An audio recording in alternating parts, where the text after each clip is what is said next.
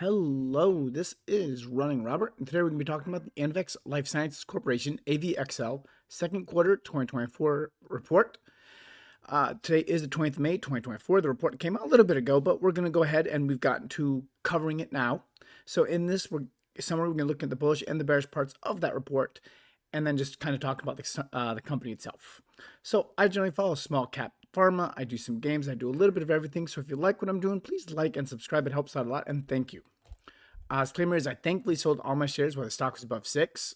At the moment, that looks like a thankful thought. I'm an amateur investor, and any advice given should be followed up by your own due diligence, and any information given is valid for today, the 20th of May, and the slideshow will not be updated, but as we get new slideshow.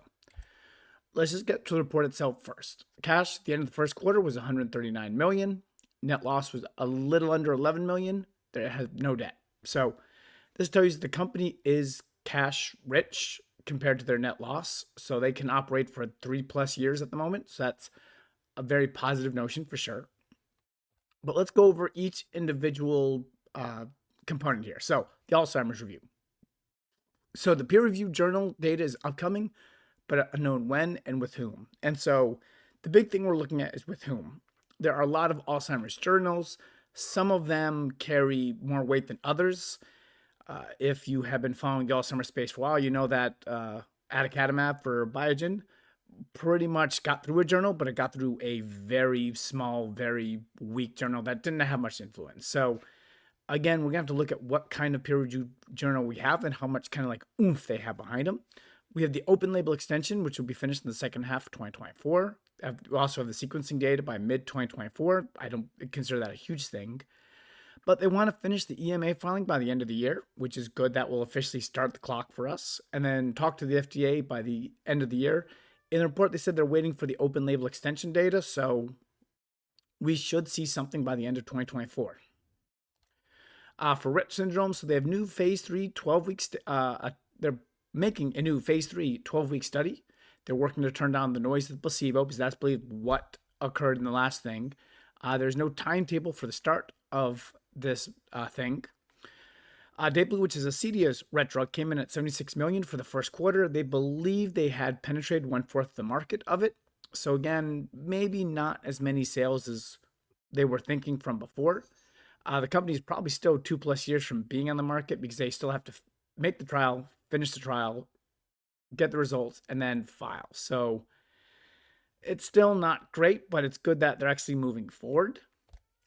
And then Parkinson's disease, we actually have movement. So instead of, and I made fun of this last time because they pretty much had copy paste phase 2b/3 6-month trial, and that was it. We actually have something that's not copy and pasted from a previous quarterly report. It says the initiation of a phase 2b/3 6-month trial is expected in the second half of 2024. We're going to have to see if that happens. And then schizophrenia and Fragile X. Schizophrenia trials have started, expected in mid-2025.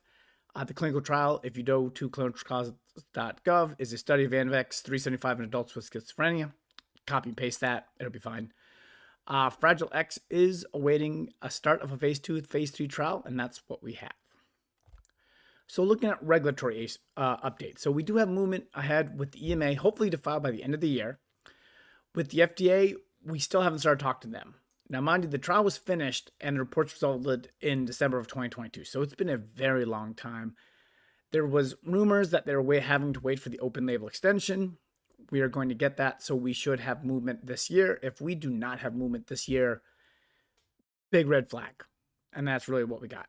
The original phase 3 data was completed again. That was also completed in 2022. Geez, 2 years ago. The company is supposed to meet with the FDA. That meeting either went poorly or never happened as they focused on the pediatric study. The second point, they do have fast track or orphan or whatever you want to say it. Even though the trial for the pediatric failed, they should have had a very quick schedule with the FDA. And I'm not sure if the FDA just told them to go start another phase 3 or what, but there's not any communication. It doesn't seem like there's any communication when they have all these statuses to talk to them. So again, it's a red flag. We're going to have to see how it goes. And that's kind of where we're sitting at the moment. So there is some movement from last quarter, but we'll see how long they take to get the ball running.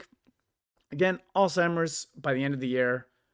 Rett, we'll find out when they move it. And these are my 2 flags. So I said, hey, red flag if they don't talk to the FDA by the end of the year. Big red flag. Again, if they have not even started the Rett study by the end of the year, another big flag. So the company starts moving in a positive direction, which means we have that published data, and it's in a reputable journal. We've talked to the regulators.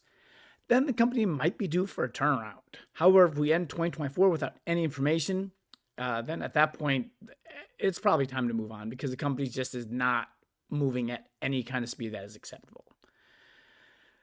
So as far as me, I am pretty much just going to kind of stay on the sidelines at the moment, wait to see one of these flags go green before I look to reinvest.